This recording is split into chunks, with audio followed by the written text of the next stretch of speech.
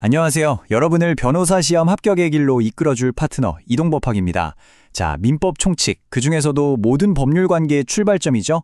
바로 사람의 자격, 자연인의 능력 파트. 오늘 이 시간 안에 제3조부터 8조까지 시험에 나올 수 있는 모든 쟁점을 그냥 완벽하게 머릿속에 각인시켜 드리겠습니다. 따라오시죠. 자, 워밍업 없이 바로 실전 문제부터 던져보겠습니다. 월 300만 원 버는 만 18세, 법적으로는 아직 미성년자죠. 이 친구가 200만 원짜리 명품 정장을 털컥 샀습니다. 부모님은 당연히 이 사실을 알고 뒷목을 잡으셨겠죠? 자, 질문. 이 계약 취소할 수 있을까요? 없을까요? 되게 단순해 보이죠? 천만에요. 이게 바로 변호사 시험 출제위원들이 수험생들 절반을 걸러내려고 파놓은 아주 기가 막힌 함정 문제입니다. 하지만 걱정 마세요. 오늘 제 설명 딱 듣고 나면 이 문제 보자마자 10초 안에 정답 그냥 찾아낼 수 있게 만들어 드릴게요. 오늘 우리가 정복할 목표들입니다. 먼저 능력이라는 게 뭔지 개념부터 확실하게 잡고요. 시험 단골 손님인 태아와 미성년자 파트를 아주 깊숙이 파고들 겁니다.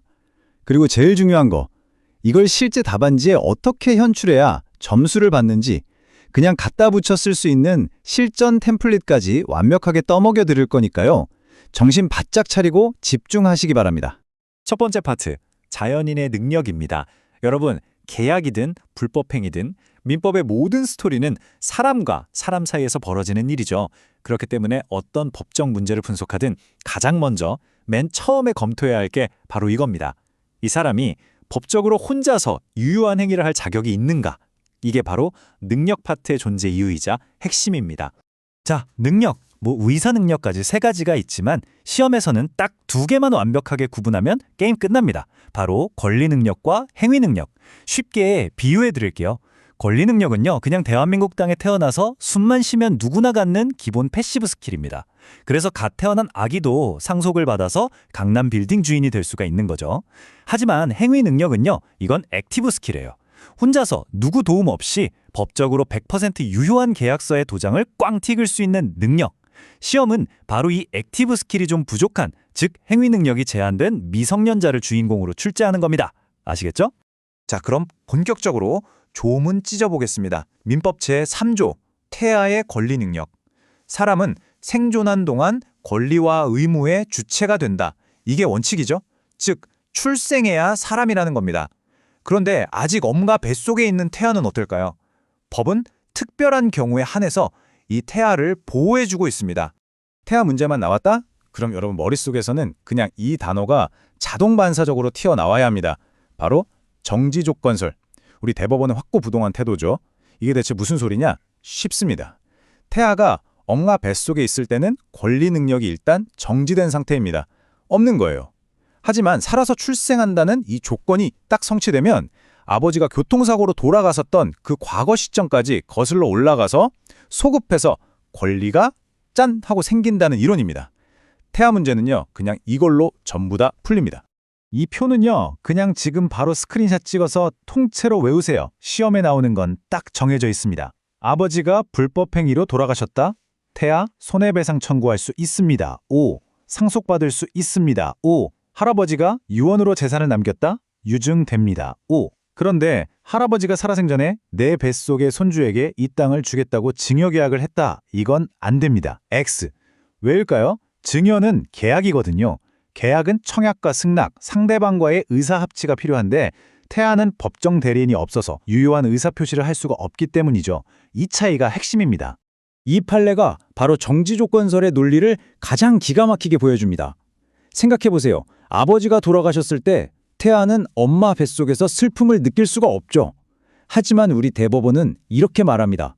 야, 비록 지금 당장은 고통을 못 느껴도 얘가 나중에 태어나서 아버지가 없다는 사실을 알게 되면 당연히 정신적 고통을 받을 거 아니냐. 그게 합리적으로 기대되니까 위자료를 청구할 권리가 있다. 라고요. 기가 막히죠? 과거의 사건을 기준으로 미래에 살아서 출생을 조건으로 권리를 인정해 주는 겁니다. 자, 이제 시험의 하이라이트, 미성년자 파트로 넘어왔습니다. 우리 민법은 이 미성년자에게 아주 강력한 무기, 거의 필살기를 하나 줬습니다. 그게 바로 취소권이죠. 일단 계약을 저질러 놓고 나중에 죄송합니다. 제가 미성년자라서요. 이 한마디로 계약을 없었던 일로 만들어버릴 수 있는 어마어마한 권리입니다. 원칙은 아주 심플합니다. 부모님 동의 없이 한 계약은 뭐다? 취소할 수 있다. 이게 바로 제5조의 대원칙입니다. 하지만 여러분, 시험은 항상 어디서 나온다고요? 그렇죠. 예외에서 나옵니다. 특히 저기 제6조, 처분을 허락받은 재산의 처분. 이게 제일 중요해요. 생각해보세요. 부모님이 주신 용돈으로 편의점에서 과자 사 먹는 것까지 나중에 미성년자니까 취소할래요? 이러면 사회가 혼란스러워지겠죠? 바로 그겁니다. 자, 나왔습니다. 이게 바로 우리가 맨 처음에 봤던 그 200만 원짜리 정장 사례를 푸는 마스터키, 이른바 신용카드 판례입니다. 이 판례의 요건을 잘게 쪼개서 보세요. 첫째, 성년에 가까워야 하고, 둘째, 스스로 소득이 있어야 하고, 셋째, 그 소득 범위 내에서, 넷째, 비교적 소규모의 일상적 거래를 했다면, 이 네 가지 요건이 충족되면 부모님이 직접 카드 써라 이렇게 명시적으로 말 안 했어도 묵시적으로 처분을 하락한 걸로 봐서 취소를 막아버리겠다는 겁니다. 이 네 가지 요건 반드시 기억해야 합니다. 자, 이 복잡한 판례 문구 제가 1타 강사답게 한마디로 정리해드릴게요. 그냥 이렇게 외우세요. 용돈 기입장에 적을 만한 소소한 거래는 취소 불가. 끝. 간단하죠? 아까 그 200만 원짜리 명품 정장, 여러분 용돈 기입장에 적을 수 있는 항목인가요? 아니죠. 그럼 그건 취소할 수 있는 쪽으로 결론이 확 기우는 겁니다. 이런 직관적인 기준을 머릿속에 딱 박아놔야 시험장에서 1초 만에 판단하고 넘어갈 수 있습니다. 자, 이제 이론 공부는 끝났습니다. 진짜 중요한 건 뭐다? 이걸 어떻게 점수로 연결시키느냐죠. 여러분의 CBT 답안지에 거의 자동 완성 기능처럼 써내려갈 수 있는 만능 템플릿을 지금부터 대공개합니다. 먼저 객관식부터 잡고 가겠습니다. 출제위원들이 수험생들 낚으려고 파놓는 함정 지문은요, 사실 매년 똑같습니다. 그 패턴만 알면 1초 만에 싹 걸러낼 수 있어요. 제가 알려드릴게요. 첫째, 태아에 대한 증여는 살아서 태어나면 소급해서 유효하다.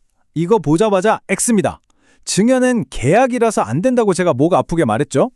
둘째, 사산된 태아의 손해배상 청구권은 그 부모에게 상속된다. 무조건 X입니다.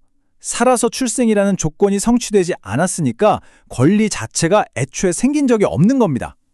셋째, 미성년자가 나이를 속이면 언제나 취소권이 배제된다? 이것도 함정이죠. 그냥 말로만 저 성인이에요. 이 정도는 안 되고요. 주민등록증을 위조하는 것 같은 적극적인 기망수단이 필요하다는 게 우리 판례의 태도입니다. 사례형 답안은요, 고민도 하지 마시고 무조건 이 3단계 구조를 따르세요.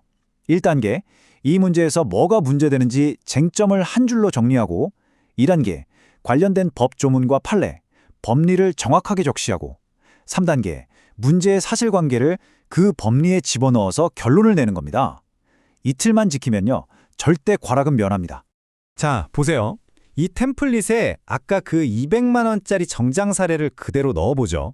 쟁점, 미성년자, 갑의 정장 매매 계약 취소 가능 여부, 민법 제5조, 제6조, 법리, 제5조 원칙과 제6조 예외, 그리고 그 예외를 구체화한 신용카드 판례 2005-71699를 적시합니다. 이제 결론이죠. 사안의 경우 갑이 월 300만 원의 소득이 있다 하더라도 200만 원짜리 정장 구매는 판례가 말하는 소규모의 일상적 거래로 보기 어렵다. 따라서 묵시적 처분 허락의 요건을 충족하지 못하므로 법정 대리인은 민법 제5조에 따라 이 계약을 취소할 수 있다. 어때요? 완벽하죠? 어떤 문제가 나와도 이틀의 사실관계만 갈아 끼우면 됩니다. 이제 마지막 단계입니다. 여러분, 민법은 각 제도가 따로따로 노는 과목이 절대로 아닙니다. 하나의 거대한 톱니바퀴처럼 전부 맞물려서 돌아가고 있어요. 이 연결고리를 볼 줄 아는 사람이 진짜 고득점을 합니다.